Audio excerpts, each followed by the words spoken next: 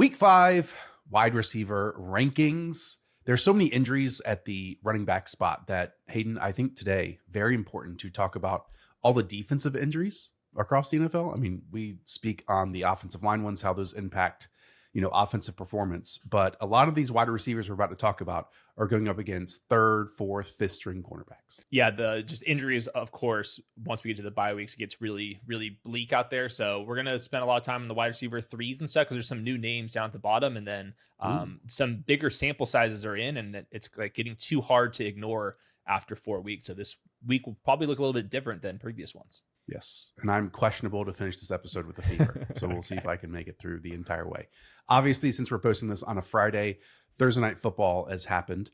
Puka Nacua was Hayden's wide receiver 1. And shockingly, Kendrick Bourne was wide receiver 2. Imagine that. Yeah, I was very right about the Kendrick Bourne ranking, wasn't I? Jokes, except for the Puka Nacua part. Okay, here we go. Amon-Ra St. Brown is your wide receiver 1. This is at the Cincinnati Bengals. We just saw what Amon-Ra St. Brown did to the Cleveland Browns. And this defense is a few tiers lower than that. Lions are projected for 30 points. Bengals can't stop anybody. Amon-Ra St. Brown's very good. There's really nothing to say. Everyone knows this is a good spot. Well, that brings us to wide receiver 2. And buckle your seatbelts. What could go wrong? This is Nico Collins at the Baltimore Ravens. In fact, the Underdog Picks account posted prior to TNF that Puka Nacua was projected for 20 more yards than the next closest wide receiver. To me, that was the next closest wide receiver tweet, which is actually Nico Collins, who's projected, again, for the second most yards. Hayden, I will open this, or close this how I opened it. What could go wrong this week against a Ravens defense? Well, it's not the same old Ravens defense. I think that's the big point here. Marlon Humphrey left with an injury. Nate Wiggins left with an injury.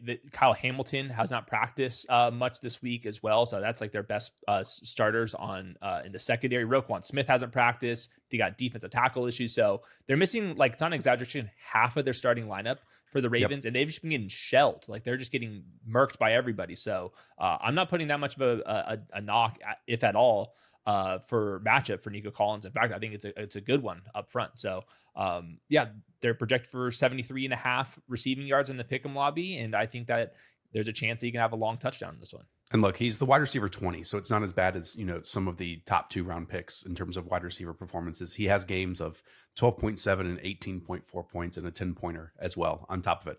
As you said, the Ravens have allowed a touchdown on 43% of their opponents' drives the past 2 weeks. 43%. That's tied for the highest rate in the NFL. Okay, George Pickens, wide receiver 3. This is at the New York Jets. He's tied for the most end zone targets in the NFL and has scored in 3 straight games so far. Those are not that surprising to me because Pickens is just like a jump ball guy and Dak Prescott's really good. So they're in the red area very often. So in the 2 games without CeeDee Lamb, he's had 16.4 and 16.6 expected half PPR points. He's made do on them. He can rip off a 50-yard touchdown. There's been more in-breaking routes.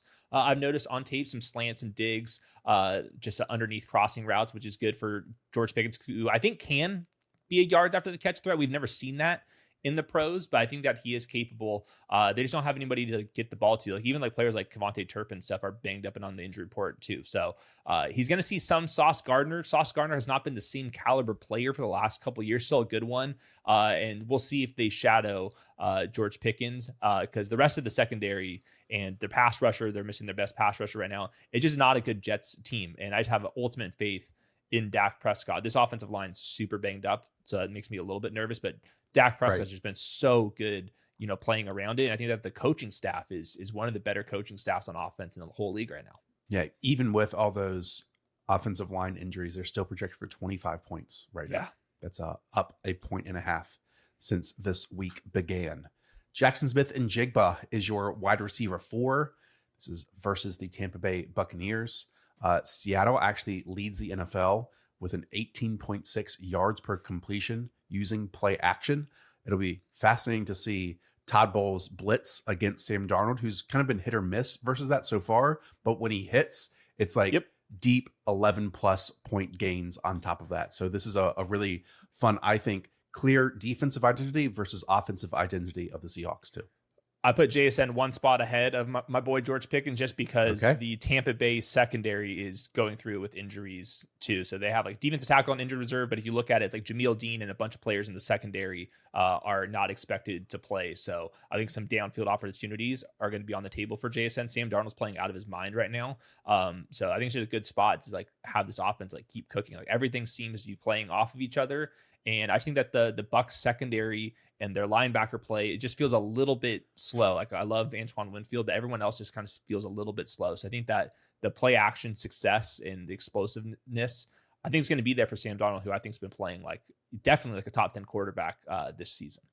The only thing about JSN and just this offense in general, he is wide receiver 65 when it comes to routes run so far this year. And so we kind of got a slow start for him last week, and he really had to turn it on in the fourth quarter, which he can always do. But there's always that chance of either they're, leading or just not necessarily getting there just because of the low volume in comparison to like George Pickens, for example. Yes. Yeah. He's wide receiver 14 in usage, despite, being up there for the highest target share in the league. So it's more about the Seahawks are projected for 24 points at home. I think it's a good matchup. Pick'em Lobby is up at 81.5 total yards, which is even higher than Nico Collins and Amon-Ra St. Brown at this point. Before we go any further, October is always a massive month for Underdog. We call it Boosttober. And right now there are truly unlimited boosts for 30% off in the Pick'em Lobby. And when I mean unlimited, it's infinite out there. So through the weekend, go and play on the Dog app. Play $5, get $100. We've doubled that. Yes.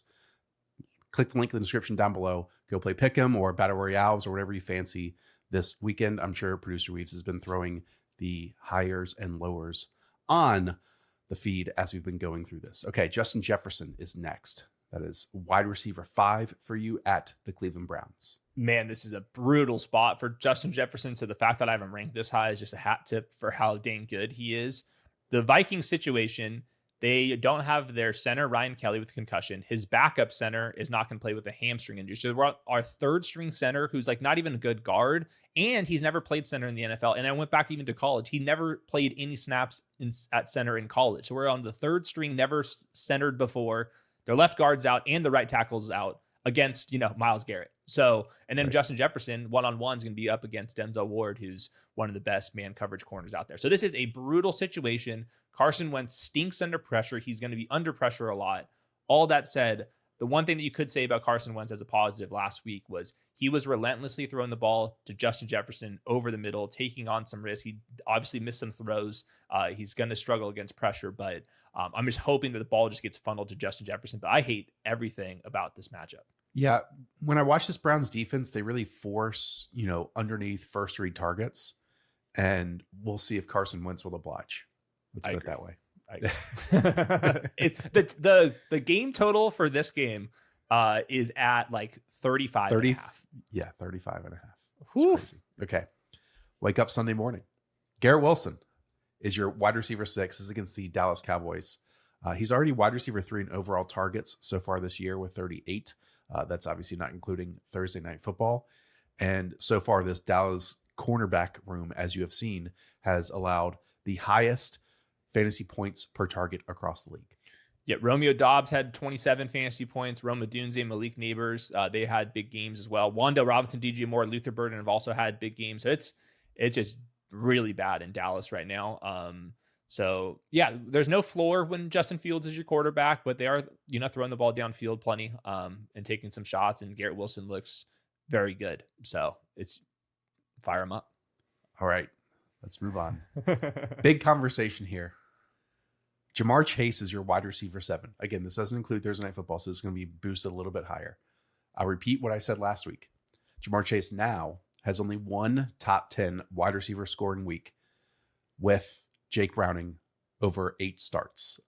He was ranked, I think, as the wide receiver 7 or 9 last week. And then we know he was like the wide receiver 60 in points. So this week against the Detroit Lions, what gives you not just confidence to play him, but firmly as like your wide receiver 1 in your starting lineup? Well, I'm not sure if confidence is the right word. I will say the matchup difference is substantial. So I had Jamar Chase buried in the 20s, and obviously that was still too high this last week. facing Patrick Surtain. The week before that, it was the Vikings defense, which is just really good against inexperienced quarterbacks.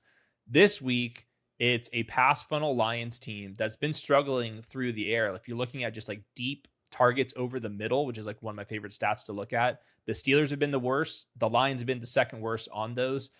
Since then, DJ Reed is now hurt. He's not going to play. That's their cornerback one. They play a lot of man coverage. So when you start losing starters in the secondary, that's a big deal. Kirby Joseph's been on the injury report. That's their free safety as well. So I think what's going to happen is Jamar Chase is either going to face Terrion Arnold, who's been picked apart, a second-year player, or Amik Robertson's going to go from the slot to the outside and face Jamar Chase. And they play a lot of man coverage. So I think it's going to be pretty simple reads. And whenever Jake Browning has the opportunity to throw the ball up against Jamar Chase in a wide receiver cornerback mismatch, I think they're going to take advantage of it. So this is the first time I felt like actually good about the Jamar Chase situation. So I wouldn't trade him right now. If he has another bad game here, that would be a really, really, really big red flag, because I think the matchup here is actually good for fantasy points.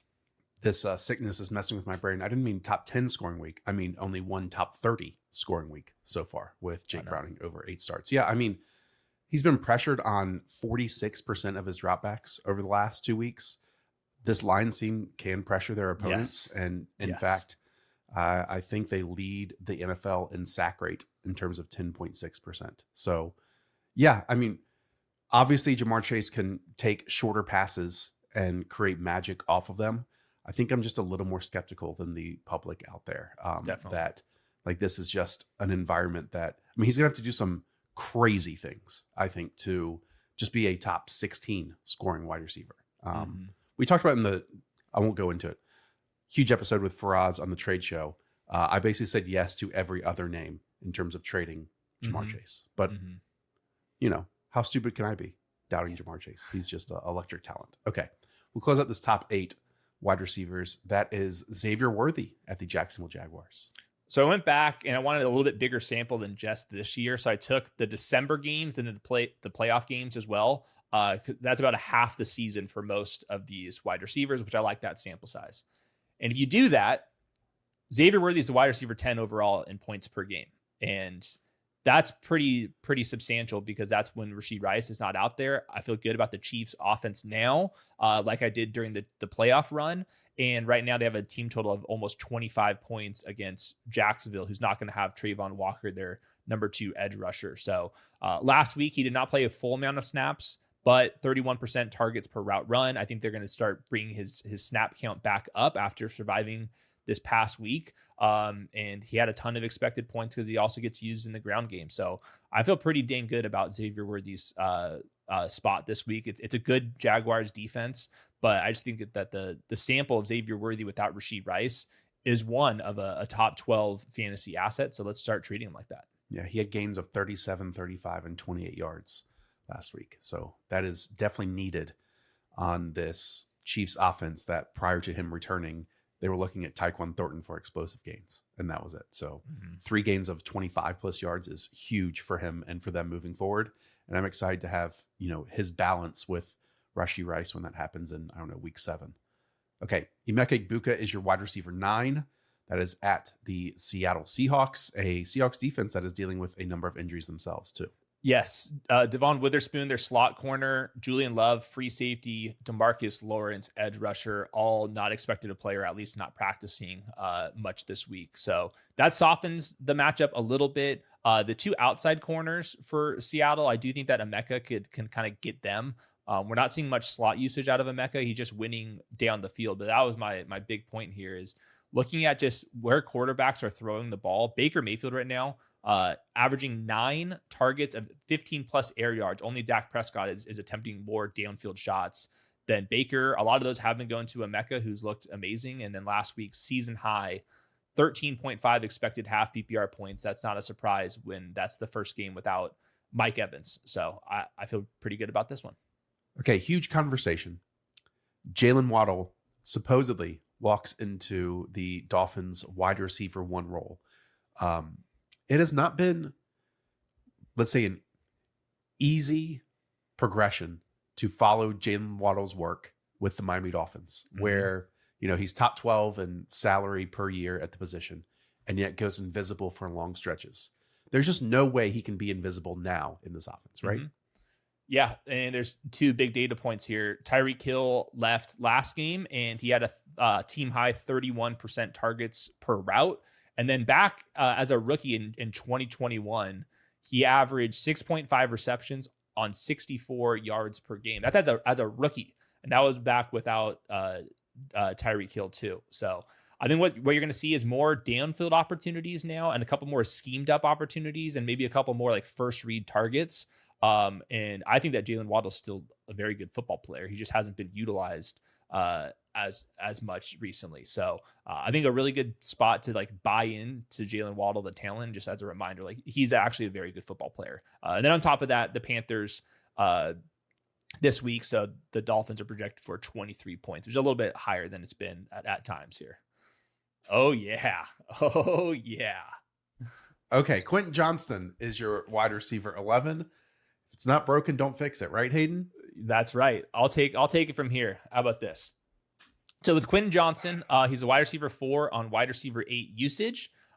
He's just making a bunch of downfield plays. I think they're asking him to run more crossing routes, which is good for him. He's catching the ball more consistently. Justin Herbert's like throwing the ball more aggressively. So all these things are operating in his favor. The Commanders' defense, I think, slow up the middle. So on those crossing routes, that's good for him. And then I don't think that Marshawn Lattimore's played that well.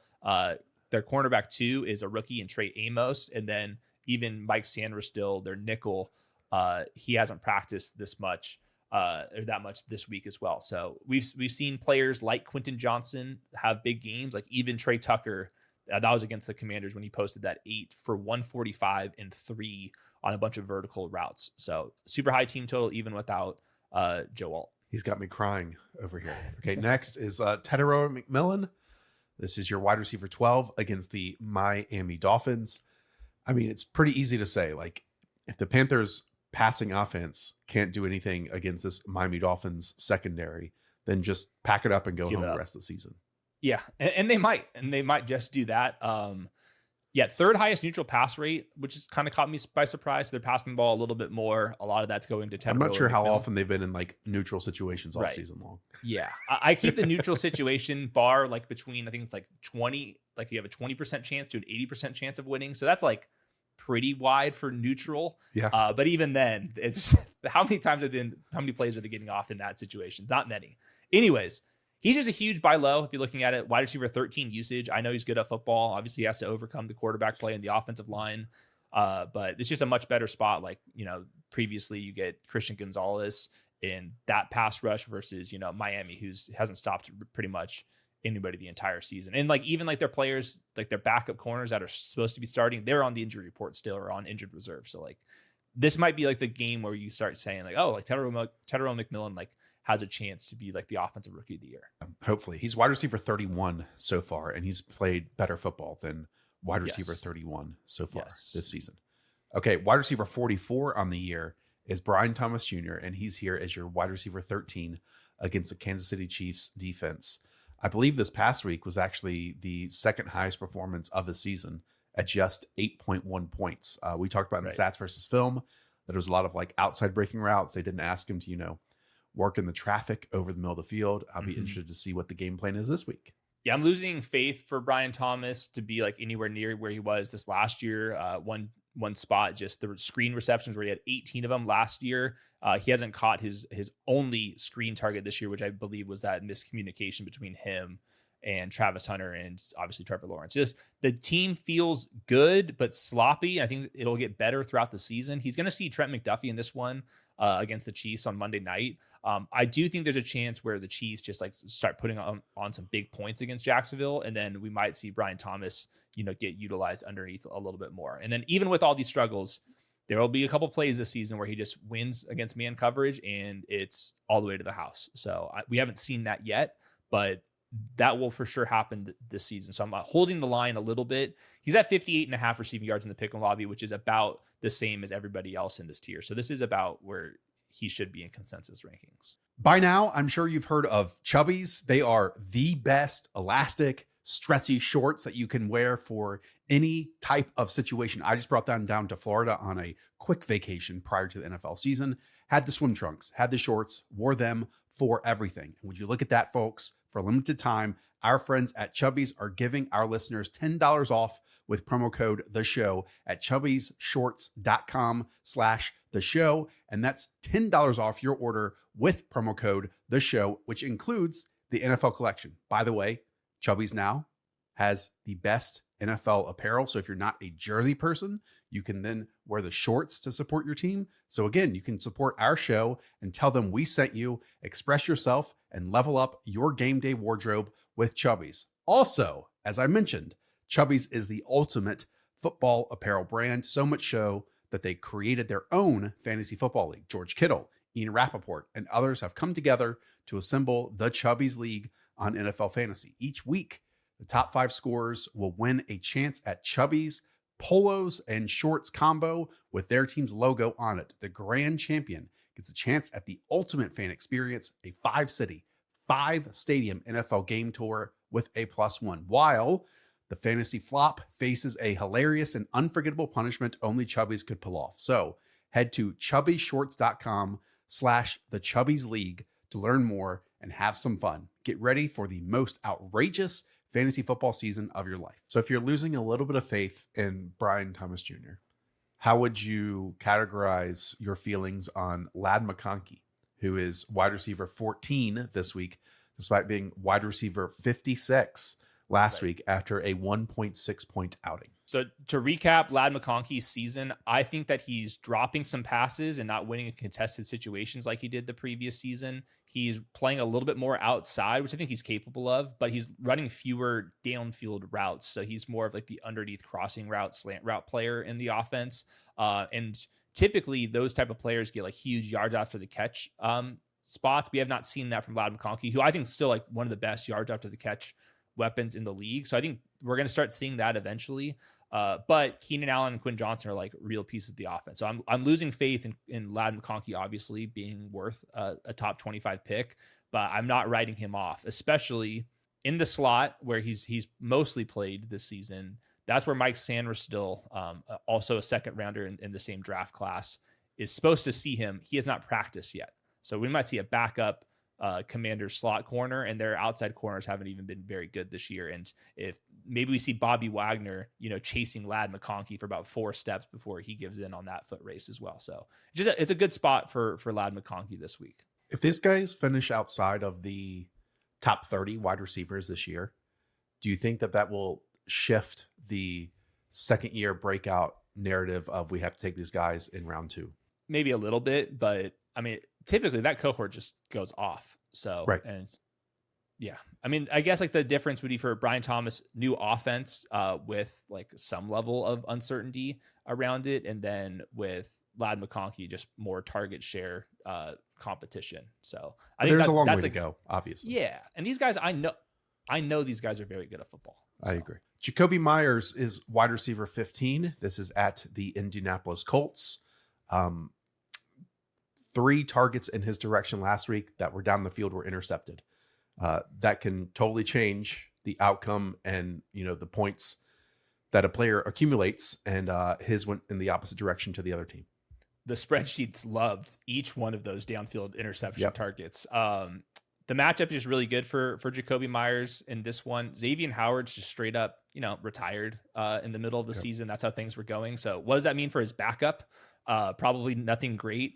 Their slot corner, Kenny Moore, he's still not practicing with an Achilles injury on top of that. So the Colts have the 3rd worst fantasy wide receiver defense. We just saw what Puka Nacua did. Obviously, Jakobi is not Puka, but they play similar-ish roles for their offenses. 7-point dogs in a dome. Good matchup. Jakobi Meyers good at football. And then Brock Bowers, he went from limited to DNP. I'm guessing that's just rest, but we don't know his status. But Brock Bowers like not the same player as he was last year. He's not a superstar player on tape right now. He's still a good player, but that difference does matter for Jakobi. Okay, Deebo Samuel is wide receiver 16. This is at the Los Angeles Chargers. Deebo has been on a freaking hot streak to open this season. Not just, winning after the catch in a Cliff Kingsbury offense and a style of player they didn't have last season. But we know last week he had a 30-plus yard vertical route that he won on. And now he has Jaden Daniels throwing him the football and not Marcus Mariota. It's great news. Yes, he has not practiced, but he is traveling with the team, and I'm guessing they're just kind of resting him. So without Terry McLaurin and Noah Brown and like and Austin Eckler, there's a lot of things are breaking Deebo Samuel's way. Apparently, Jaden Daniels should be fully ready to go, and he probably could have played last week, but they just rested him. So not knocking the offense for injuries for at least for Deebo Samuel. What's been interesting with him, he's playing more in the slot, like. With the 49ers, like he would do like slot things, but from the outside, like now he's just like straight up playing in the slot, which is probably good news for him. You're just going to get more matchups where you don't have to like win with explosiveness and you can kind of just like bully ball people. And he's just like the first read on a bunch of their targets. So it's a really good spot for Deebo and Zach Ertz. Potentially the first time ever you are ahead of consensus on Marvin Harrison Jr. He's wide receiver 23 for them. He's wide receiver 17 for you against this Tennessee Titans defense. We always get frustrated with this Cardinals offense that they lack consistency, especially, Kyler to Marv. You saw that play itself out in the last game where the first half was abysmal. The second half had some real nice movements. This is get back on track game in a big way here for the Cardinals, hopefully. So through 4 weeks, Marvin Harrison's the wide receiver 28 and wide receiver 27 usage. Should have been about an average player, and this is like a pretty average offense. So I just think that his usage is going to go up from this point moving forward. Last week, it was a season high in 13.7 expected half PPR points. I don't think that's a coincidence with their defense banged up, James Conner and now Trey Benson banged up. So I think they're going to have to pass the ball out of necessity. And then the matchup is pretty good. Just specifically like X receivers or outside wide receivers against Tennessee. Courtland Sutton had 15 points. Devontae Adams had nearly 20. Michael Pittman had 16, and then Nico Collins had 10. So they've just been struggling, and Nico Collins nearly had like a 70-yard touchdown one-on-one against L'Jarius Sneed. So it's a good spot for him, and the team total is pretty solid too for the Arizona Cardinals. Their team total goes up and down. They're up at like 25 this week. So that's one of these teams I think is like very inconsistent, but you catch them in a good spot. I want to move all these guys up. Next is Chris Olave. This is against the New York Giants. We always talked in previous stops with Kellen Moore and slot players. I'm not saying that Chris Olave is solely playing out of the slot, but he is playing a career high 35% of his snaps out of the slot. Obviously, we've seen Keenan Allen, DeVonta Smith, CeeDee Lamb do that type of stuff at a higher rate in Kellen Moore's previous stops. But anytime Olave is in there, he's doing a great job. And this Giants defense that we like Drew Phillips, but like the underlying metrics against Drew Phillips have not been great so far this year. Yeah, more like opportunistic than like shut down. So still like him. But Chris Olave, he's been very good on these like little quick outs, like sometimes from the slot, but sometimes it's not. And Spencer Rattler just like playing with confidence on those, and that's just kind of been a staple. They're not going to be able to run the ball against the Giants, I don't think. They're missing some interior offensive linemen, and they got to go up against Dexter Lawrence. So I'm guessing they're going to feel fearful of the trio of edge rushers, and they're going to get the ball out quick. And like you mentioned with the slot snaps and just fast-paced stuff, I think you're going to see a bunch of short targets in this one once again, and hopefully Olave can start, taking this thing to the house. Like eventually his speed has to count for yards after the catch stuff. Like it's crazy how fast he is and how bad his career yards after the catch numbers are. You'd like to think that somewhat normalizes. And last note, the Saints, who have typically been 16 points, 17 points, 18 points projected, like they're right there in the bottom with like the Browns and Titans. This week, it's actually above average at 22.25. So that's what happens when you're facing the Giants secondary at home. We will not say that ever again. So this is a good spot for Chris Olave, Rashid Shaheed, you name it. Yeah, in a previous season, I think Chris Olave was averaging like 12.1 yards per reception. This year, it's 5 yards shorter than that at 7.1 yards per reception. Okay.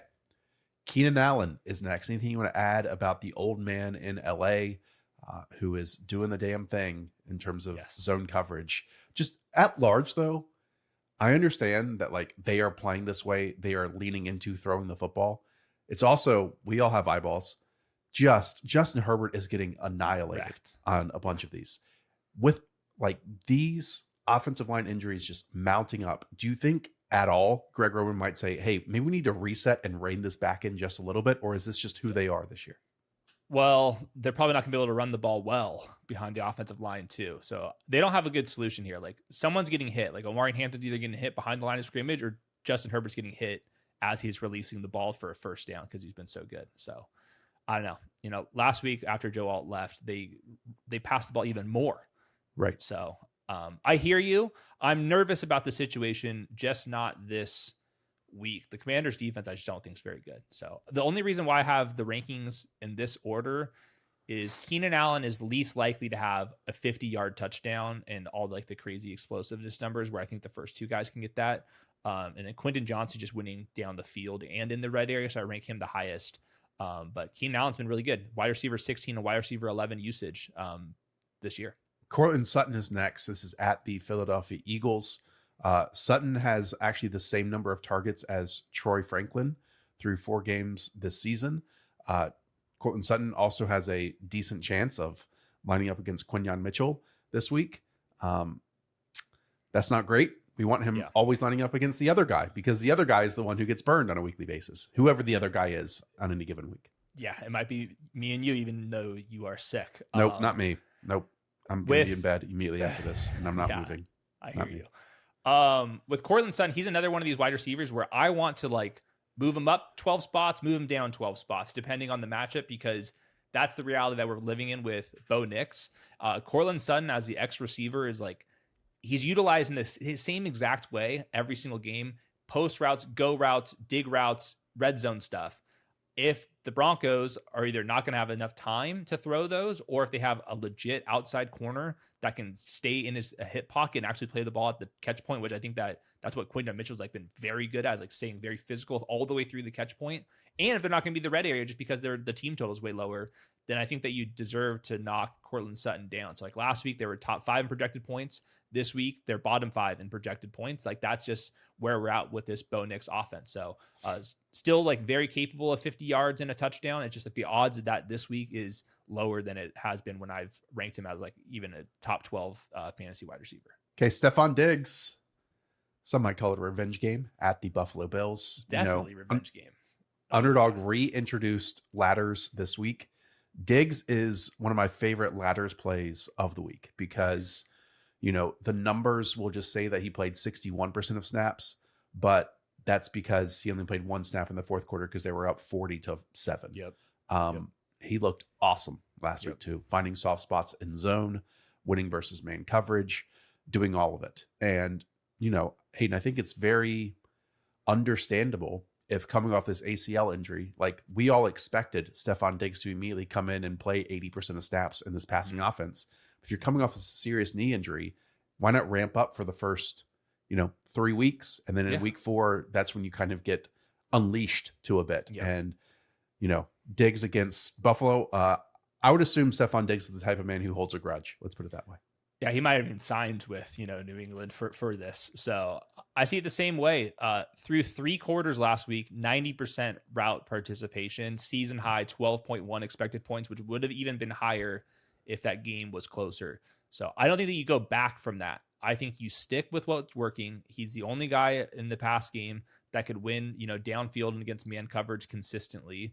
And I think that Buffalo's defense is all right, but not elite. It's not the same defense that we're used to with Buffalo. And I think that he's going to have a chance to be moved around the formation a bit. And they're 8.5-point underdogs. So I think this like Josh McDaniels offense, it's been super run heavy, or not even like run heavy, but uses their tight ends and the running backs in general.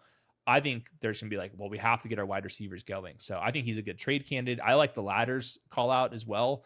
46.5 receiving yards in the pick'em lobby. I think there's a chance that if he does run a route on 90% dropbacks, that's just like mispriced. So ladders is like you scale up. So you pick a player, there's like different benchmarks. And the more right you are, the higher the payout is. And I do like kind of like this tier of wide receivers where like either one big play or just game script changes and all of a sudden the multiplier can start running into your favor. I think Jameson Williams is another one of those this week. He's your wide receiver 22, which is easily the highest you've had him ranked all season long. They really, like after the first 3 weeks, I'm not going to call him an afterthought, but he just wasn't getting a ton of volume. This past week, they really tried to get him the football, and it just was a bad connection between he and Jared Goff. He dropped a bucket catch. There were some other miscues on top of that. And look, they don't skimp on points when, they put them on the board. They are known to put up 30, 35, 40. They keep the pedal to the floor. And Jameson Williams against this Cincinnati secondary is definitely one to watch. Yeah, they just don't have anybody that could run with J-Mo, and they don't have the pass rushers either. Like Shamar Stewart's still not practicing with an ankle injury, their first round edge rusher. He's been ruled out. Yeah. So there's not good enough on defense. So there's a reason why the lines are projected for 30 points. So with the team total way up, highest of the season, you got to get J-Mo out there. So 210 air yards last week. We like those. Like, it makes him volatile week to week, but this is the week where you say, I think that we're going to pay off those air yards. So I'm very wishy-washy on J-Mo, but this week I'm in. My favorite one of his, 22.5 longest reception, taking the higher on that. That's a great one. As always, you can play on Underdog. Click the link in the description down below. Use promo code The Show. Play $5, get 100. And on top of that, Witching Hour, Boostober, all the good stuff. So support us by supporting Underdog. Okay, let's close out these top 24 with 2 Philadelphia Eagles wide receivers. Some people might be surprised that you have DeVonta Smith listed ahead of A.J. Brown. These are your wide receivers, 23 and 24. So going back to that data point where I took last December's and the playoffs and these first 4 weeks to get the sample size bigger. These two have played, 10, 11 games because they made it and won the Super Bowl. Over that span, DeVonta Smith is the wide receiver 28. A.J. Brown is the wide receiver 39. That is a pretty big sample where DeVonta Smith is scoring more fantasy points straight up than A.J. Brown. Now, rest of the season, I would expect A.J. Brown to outscore DeVonta Smith, but no one really talks about this. That's a pretty big sample where it's a lot closer in reality than what rankings show. And this week is, I think, the spot to kind of play into that because A.J. Brown's going to see Pat Surtain, and Pat Surtain's amazing. And they were also rotating a safety kind of closer down towards Pat Surtain last week against Jamar Chase. And I think that you do the same exact thing with A.J. Brown. So I think that the Eagles offensive line hasn't been as good this year. And that's a bad spot when you got Nick Bonito and the boys on the interior. So it's not a good spot for either one of them. I just wanted to shout out through the matchup is better for DeVonta Smith. And for the last 11 games, DeVonta Smith is straight up outscoring A.J. Brown. I went back and watched all of A.J. Brown's 8 targets last week. 4 of them didn't even count. So how do you rate A.J. Brown's effort on those stop routes?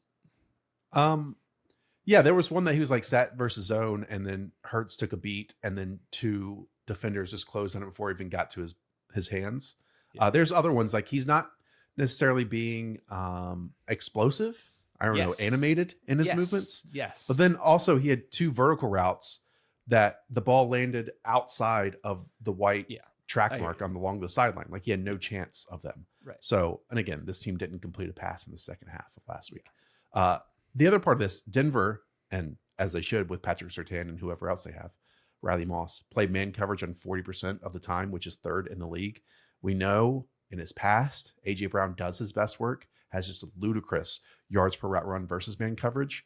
But, maybe that, and obviously that is more difficult against Patrick Surtain or Broncos DBs versus others. And they use the double team, on key situations. No wide receiver ever gets fully double teamed, but in key situations, they did that with Jamar Chase. Michael Pittman is your wide receiver 25. This is against the Las Vegas Raiders. He's also playing a career high number of snaps out of the slot, but again, he plays about 69% of those outside. And the Raiders against outside wide receivers are allowing 11 yards per target, which is 28th in the NFL. Yeah, they just can't defend anybody. So that's been Roma Dunze, Quentin Johnston, even Kayshon Boutte went crazy against them. So yeah, it's a really good spot. Colts are projected for the 3rd most points of the week at home. All that said, Michael Pittman left with a hamstring injury. I have no damn idea if he's going to play or not. We're recording before we have more news than that. So I'd be curious to just have the Colts conversation. If Michael Pittman is ruled out and Alec Pierce is back from concussion, who is the second wide receiver in 2 wide receiver sets? Historically, that has never been Josh Downs. But they have never wanted to use him in 3 wide receiver or 2 wide receiver sets, I should say. Never. Well, but their other option is Adonai Mitchell, which come on, you can't put Adonai Mitchell on the field instead of Josh Downs. Josh Downs too good. So I'm hoping that they experiment with it and see what happens. I think teams have been so much better at using these like slot wide receivers and condensed formations. We've seen that with JSN.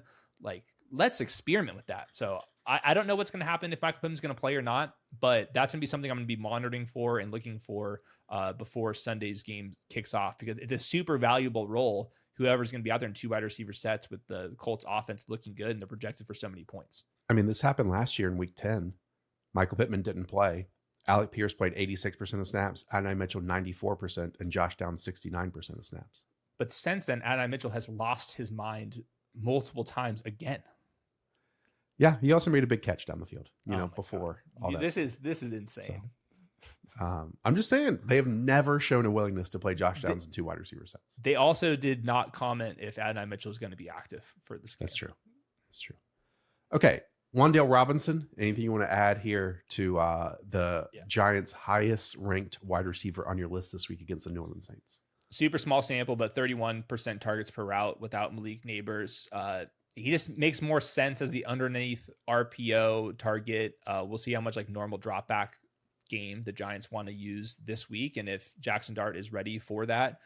Super easy matchup with the Saints. The team total is really solid too, and throughout the 4 games, he's the wide receiver 31 on 32 usage. Obviously, that was all Russell Wilson against the Cowboys, so big caveat there. But NFL teams, like, somebody shows up to the party and catches a bunch of passes, like even in the really bad offense to some degree. So Wan'Dale Robinson's I think he wins the race to 40 yards, and I still have Darius Slayton optimism, but I think the Darius Slayton stuff is going to be pretty hit and miss, more of a better and best ball type.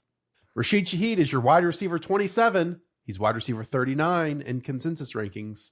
What gives you confidence to rank him so highly this week? Is it that the aforementioned Wan'Dale Robinson toasted? No, this is opposite. This is they face each other. Okay. Yes. Okay. I'll redo that. 3, 2, 1. Rashid Shaheed is your wide receiver 27. He's wide receiver 39 in consensus rankings. I mean, that brings us to 2 Saints wide receivers in the top 27 here. Wow. Well, it's an offense projected for above average points. What do you want me to do? Like, they're projected for 22.25 points. The Giants haven't stopped anybody through the air. So there's only so many times I can say Rashid Shaheed's good at football before people like give up on me, because the box score is just like, pretty flat.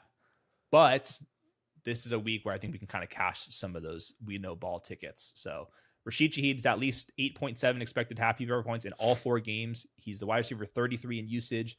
He's a positive regression candidate according to the spreadsheet. So that's every New Orleans Saints player. But it's just a good matchup. And then he's also one of these guys that even when everything's kind of stuck, that he's so damn fast and explosive that he can have a 50-yard touchdown in bad game script or whatever. So I like him. Are you nervous at all that he played fewer snaps than Brandon Cooks last week? Well, this is the first I'm hearing of this. But like, he still played 70% of snaps. Brandon Cooks played 90% of snaps. And then they've been like neck and neck all the last few weeks with like 68 for Cooks, then 70% for Rashid Shaheed, 70 for Cooks, 74% for Rashid Shaheed. Meanwhile, like Olave's obviously super consistent, 85% plus. Yeah, but even with like the up and down, he's still above the 8.7 expected happy points in all 4 games. So that's like pretty solid. That's better than you'd think.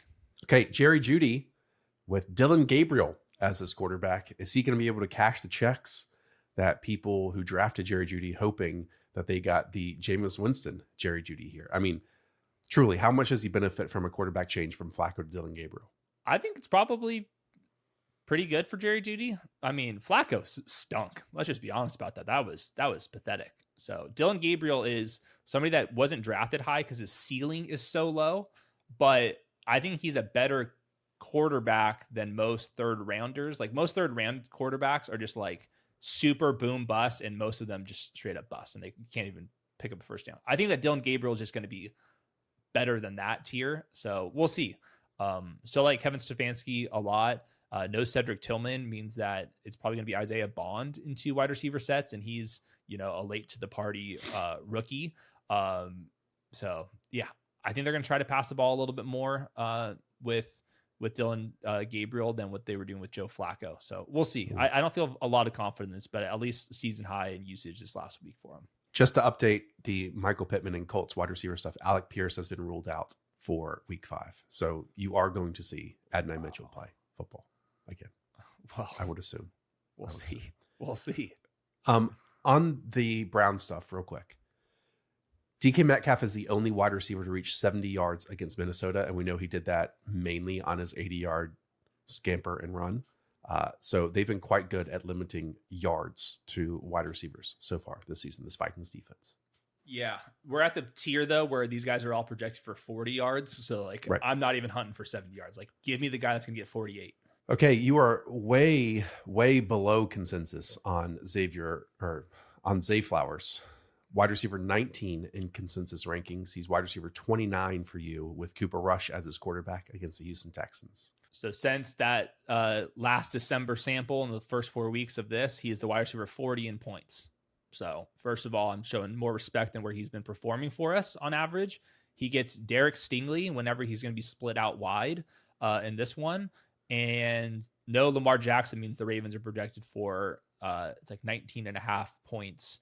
Now it's down to 19, which for this week, that means only the Browns and the Titans are lower. So he's the manufactured touch player. They can't like run the ball very consistently right now. So I think that he's going to have some like, manufactured touches. Cooper Rush, I think, is a fine enough backup, but we have to make some like real adjustments here. Like what the hell's going on with the Ravens? It's especially if Ronnie Stanley can't play. Time to hustle. T. Higgins. Anything you want to add here against the Detroit Lions? Even with like bye weeks and injuries and all this type of stuff, I'd still feel uneasy starting T. Higgins. Yeah, for sure.